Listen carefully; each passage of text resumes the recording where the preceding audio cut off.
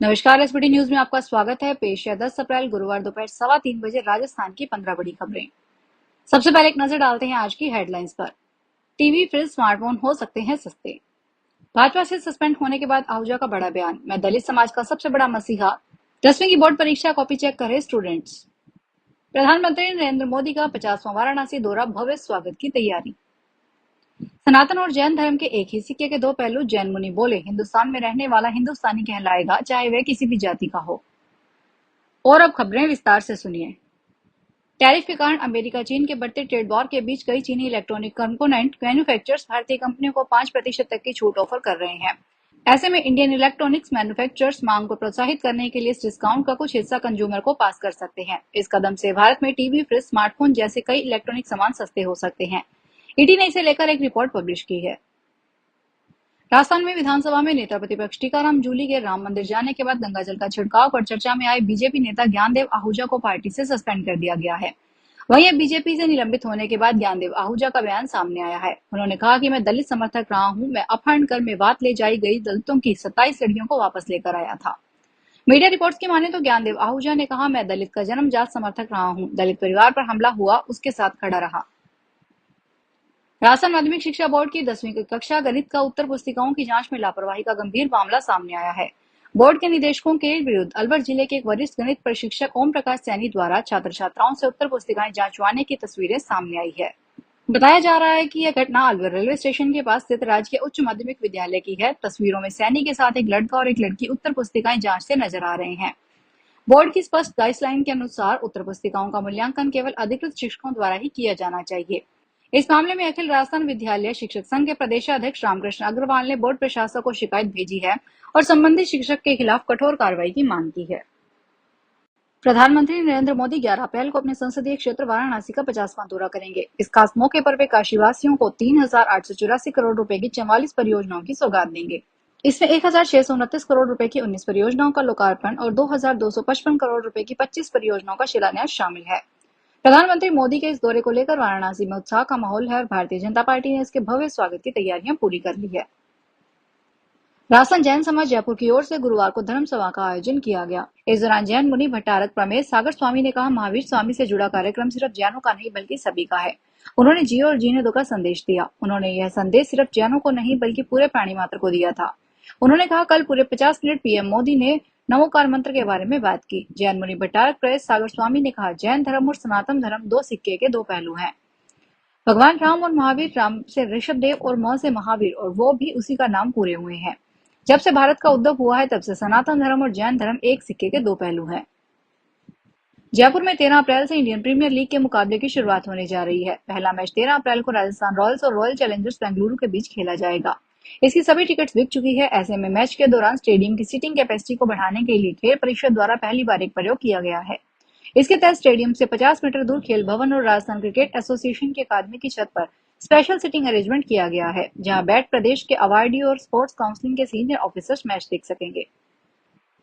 केंद्रीय माध्यमिक शिक्षा बोर्ड ने सीबीएसई बोर्ड रिजल्ट 2025 से पहले एक अहम नोटिस जारी किया है। यह नोटिस बोर्ड ने अपने सभी स्कूलों के लिए जारी की है। इसमें स्कूलों में स्टूडेंट्स के नाम, क्लास, माता पिता के नाम सहित अन्य विवरण में सुधार लाने को कहा गया है, ताकि स्टूडेंट को सही रिजल्ट और मार्कशीट प्राप्त हो सके। सीबीएसई ने एलओसी डाटा सुधार की यह सुविधा सभी स्कूलों में 9 अप्रैल 2025 से शुरू कर दी है, जो 17 अप्रैल 2025 तक चलेगी। जयपुर में कबाड़ गोदाम में गुरुवार सुबह भीषण आग लगने से दहशत फैल गई। मुरलीपुरा थाना पुलिस ने 6 दमकलों की मदद से करीब 2 घंटे में आग पर काबू पाया। आग से गोदाम में करीब 10 लाख रुपए का नुकसान होना बताया गया है। पुलिस आग लगने के कारण का पता लगाने का प्रयास कर रही है। विश्वकर्मा फायर स्टेशन की महिला कर्मियों ने बताया, मुरलीपुरा की नीलगिरी कॉलोनी में सागर शर्मा का कबाड़ गोदाम है। सुबह करीब 7 बजे अचानक बंद पड़े गोदाम में आग लग गई। देखते ही देखते आग ने विकराल रूप ले लिया। गोदाम में रखा सामान जलने पर आग की भीषण लपटों के साथ धुएं का गुबार उठने लगा। आग की भीषण लपटों को देखकर स्थानीय लोगों में दहशत का माहौल हो गया। सेना में अग्निवीर भर्ती के इच्छुक युवाओं के लिए अच्छी खबर है। भर्ती पंजीकरण की तिथि बढ़ाकर 25 अप्रैल तक कर दी गई है। निदेशक भर्ती एआरओ अलवर ने यह जानकारी दी। इस भर्ती में 1 अक्टूबर 2004 से 1 अप्रैल 2008 के बीच जन्मे उम्मीदवार आवेदन कर सकते हैं। आवेदन के लिए ईमेल आईडी और आधार से लिंक मोबाइल नंबर जरूरी है। इस साल उम्मीदवारों को 2 श्रेणी में आवेदन का मौका मिलेगा। दोनों श्रेणियों के लिए अलग अलग फॉर्म भरने होंगे। उम्मीदवारों को दोनों श्रेणियों की सामान्य प्रवेश परीक्षा में बैठना होगा। श्रेणियों की प्राथमिक आवेदन के समय ही भरनी होगी। आईपीएल मैच के शुरू होते ही फैंस के साथ ऑनलाइन स्कैम के कई मामले सामने आ रहे हैं। साइबर क्रिमिनल्स फेक वेबसाइट पर ऐप के जरिए ठगी कर रहे हैं। राजस्थान पुलिस की साइबर क्राइम ब्रांच की ओर से इस संबंध में एडवाइजरी जारी की गई है। मैच के टिकट की अधिकृत वेबसाइट और अधिकृत केंद्रों से ही खरीदकर स्कैम से बचे। महानिदेशक हेमंत प्रियदर्शी ने बताया कि वर्तमान में आईपीएल क्रिकेट मैच का 18वां संस्करण चालू है। साइबर क्रिमिनल्स ऑनलाइन टिकटों की बिक्री और आईपीएल संबंधी जानकारी मैच की लोकप्रियता का फायदा उठाकर विभिन्न स्कैम पेज की मदद से लोगों की ठगी कर रहे हैं। झालावाड़ की राजमाता विजया राजे सिंधिया खेल संकुल में राजमाता की प्रतिमा के अनावरण कार्यक्रम के दौरान पूर्व सीएम वसुंधरा राजे भावुक हो गई।